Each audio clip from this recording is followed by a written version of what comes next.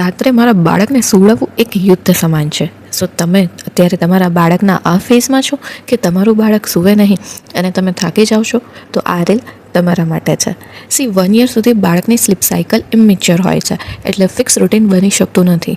પરંતુ after 1 year ઓર 2 years તમારા બાળકનું કન્સિસ્ટન્ટ શેડ્યુલ હોવું તેમના બ્રેઇન માટે ખૂબ જ જરૂરી છે. તો આ 3 રીતથી તમે પણ સ્લીપ શેડ્યુલને શરૂ કરી શકો છો. First, fix sleep timing. બાળકનો બોડી ક્લોક બહુ જ સ્ટ્રોંગ હોય છે. રોજ અલગ ટાઈમ પર સુવડાવશો તો સ્લીપ ડિસ્ટર્બ થશે. દરરોજ એક જ એટલે સેમ ટાઈમ રાખો. ઇવન જો રાતના 10 વાગે હોય તો ડેલી 10 જ વાગે રાખો. Second, pre sleep routine. બાળકને ખબર જ નથી પડતી કે હવે સૂવાનો ટાઈમ છે. બેડરૂમમાં ગયા પછી પણ તે લોકોને રમવું જ હોય છે, માટે રોજ સેમ રૂટીન ફોલો કરો.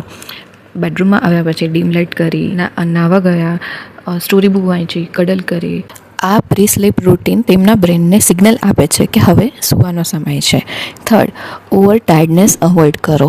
આપણે બાળકને એટલા લેટ સુધી સુવડાવીએ છીએ એવું વિચારીને કે મોડા સુવડાવીશું તો લેટ સુધી સવારે સૂતા રહે, પરંતુ એમાં બાળક ઓવર ટાયર્ડ થઈ જાય છે અને રિઝલ્ટ વધારે રડે છે, મિડનાઇટના જાગી જાય છે અને ક્રેન્કી બિહેવિયર રહે છે, કેમ કે બાળક ટાયર્ડ નથી પરંતુ ઓવર ટાયર્ડ છે. માટે મોમીઝ બેડ ટાઈમ પરફેક્ટ હોવું જરૂરી નથી, પરંતુ કન્સિસ્ટન્ટ હોવું જરૂરી છે.